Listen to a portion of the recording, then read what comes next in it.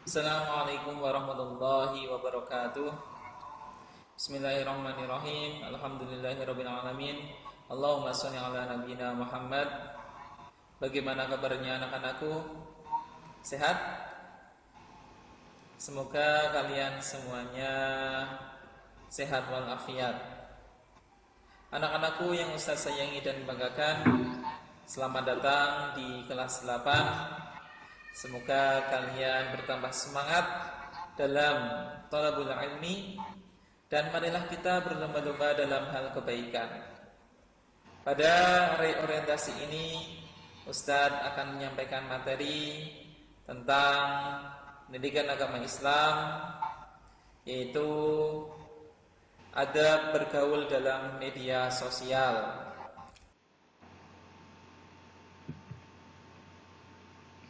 Ya, kita akan mempelajari tentang adab bergaul di media sosial.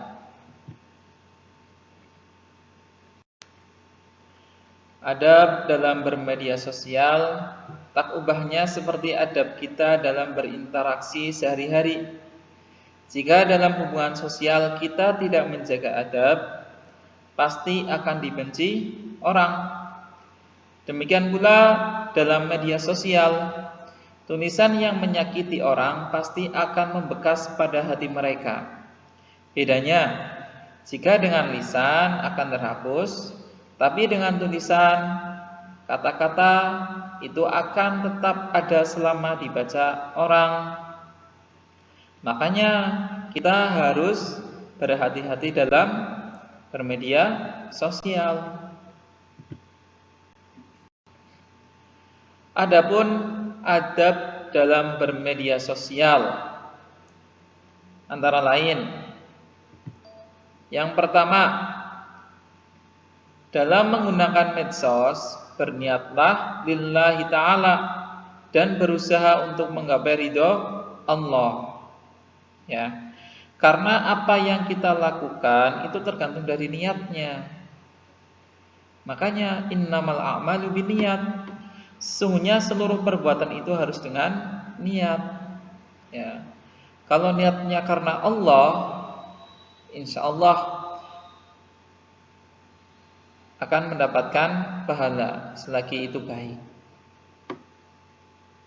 Kemudian yang kedua, menulis akan diminta pertanggungjawabannya di akhirat. Makanya kita harus pandai-pandai menulis yang baik. Jangan sampai menulis menjadi penyebab kita untuk mengantarkan ke neraka. Kemudian yang ketiga, selalu merasa diawasi Allah ketika menulis status, mengupload atau mendownload serta men-share apapun di media sosial.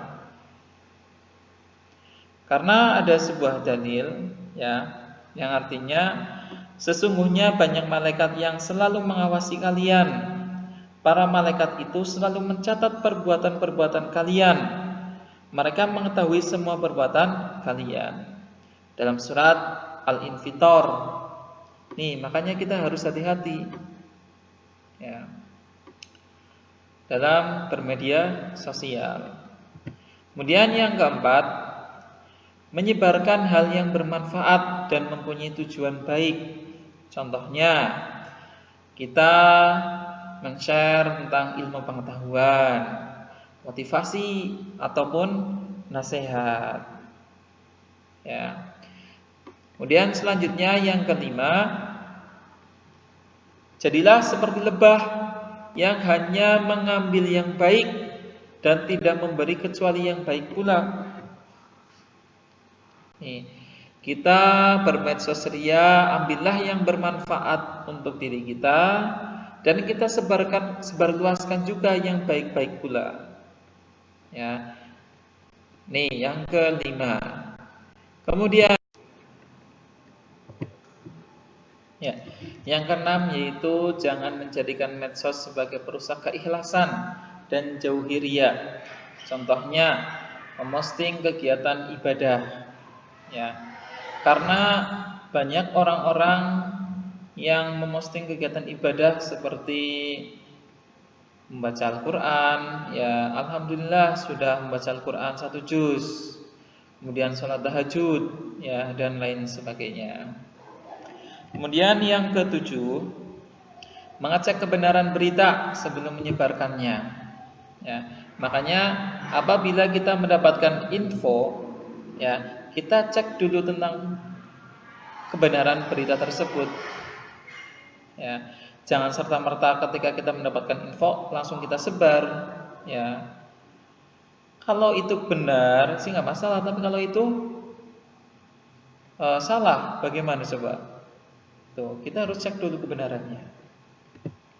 Kemudian selanjutnya, memilih siapa yang kita ikuti dan hati-hati karena hal tersebut adalah tanggung jawab. Ketika menjadi follower teman atau anggota grup, ya, kita harus pandai-pandai memilih temannya atau grupnya. Ya. Karena apa? Karena apabila kita berteman dengan orang-orang yang buruk, ya otomatis kita akan terbawa, kita akan menjadi buruk pula. Ya.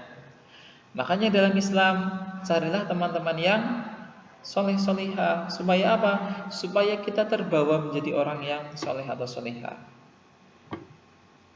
Kemudian yang ke-9, barang siapa yang pernah menyebarkan kebatilan, kemudian ia bertobat, maka ia wajib menjelaskan kesalahan dan kebatilan yang disebarkan. Contoh tadi ya, ketika kita menyebarkan sebuah info yang salah, ya, kemudian kita menyadarinya atas perbuatan tersebut bahwa ia salah, bahwa itu salah, ya, kita langsung menjelaskan, mohon maaf, ya, tadi info yang saya share itu salah, yang benar itu seperti ini. Tuh. Kemudian selanjutnya, jangan sekali-kali mencuri status orang lain dan mengambil keuntungan dari sesuatu yang bukan milik kita. Ya, kita jangan sekali-kali mencuri status orang lain, tapi kita mohon izin dulu pada yang punya status. Kemudian yang ke-11, jangan terburu-buru menyalahkan pendapat orang lain atau mengomentari sesuatu yang belum dipahami maksud penulisnya. Ya, kita jangan serta-merta langsung, wah ini salah, wah ini haram. Ya, jangan, kita cek dulu. Ya, apakah benar? Ya, baru kita komentar yang baik, jangan komentar yang buruk. Ya. Kemudian yang terakhir adalah berhati-hati memilih kata. Ya.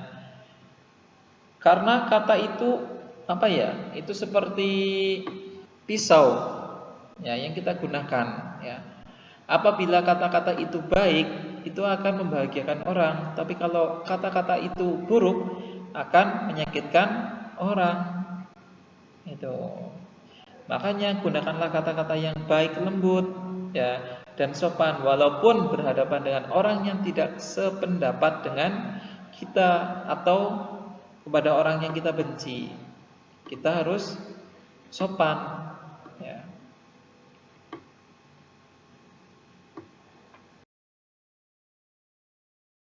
Ya, cukup dari Ustadz.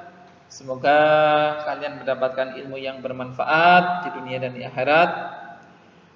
Akhirul kalam, assalamualaikum warahmatullahi wabarakatuh.